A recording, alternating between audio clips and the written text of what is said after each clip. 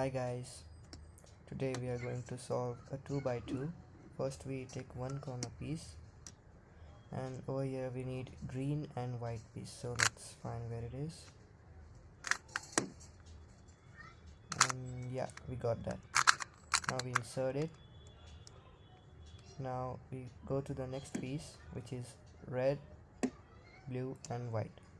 We insert it in. Now the last one, orange, blue and white, that is right here. Let's insert it. Done.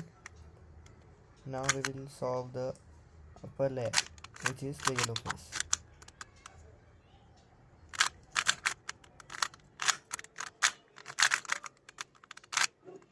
Now the yellow face is done.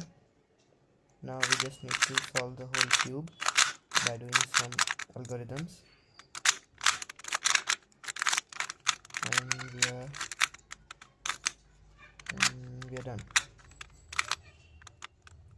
Thank you for watching. See you in the next one.